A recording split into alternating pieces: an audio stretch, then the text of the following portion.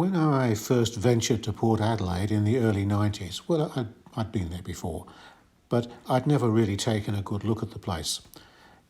At that point, it was largely derelict. There were empty warehouses, a lot of ruined woodwork, buildings on the opposite side of the river that were falling down. Now, all that's now gone. The era of sailing ships has gone as well, and Port Adelaide is still trying to decide what its identity might be. So any memories I have of Port Adelaide are largely based upon that early venture up there in the 90s, where standing on the edge of the jetty or on the edge of the wharf and looking at the water, you had nothing but greys and browns and blackened wood. One of the interesting things about memory is how it works, and science is still not sure how it works, why we remember some things and we don't remember others. But there's one area you can look at. The input data, and for me as an artist that's largely visual, is taken up by the brain. The brain's in two hemispheres, so one half receives the data and the other then decides what to do with it. It tries to construct a plausible narrative. Now, this is where the myth part comes in, because a myth is an explanation of something that is inexplicable, so you try to create a narrative or a story to explain it. That's the nature of myths. When it came to this series of paintings, and you can see as you walk around the gallery, each one has the same elements, but each one is different.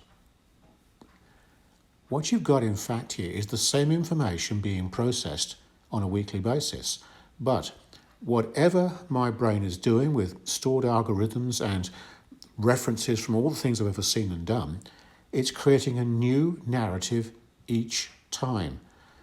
So they are related, and if you walk around the walls, you can actually see the blue shapes follow around, the black shapes follow around, so do the white squares.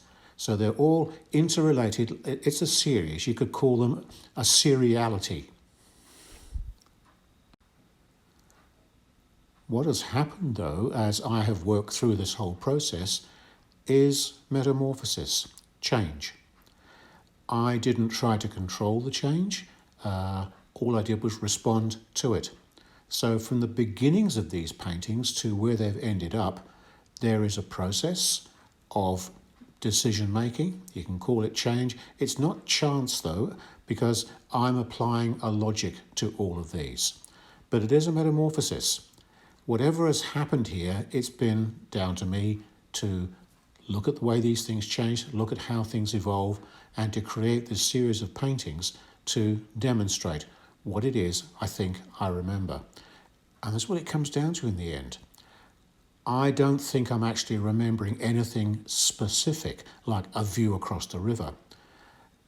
It's not exactly a spiritual feeling, it's not metaphysical, but somewhere my brain has collected this information and this is the form that it is coming out in.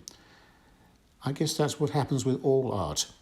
Somehow or another you re-relate it, you turn it into a narrative of some description, whether it's literal or not, and you just expect something to happen, and it usually does.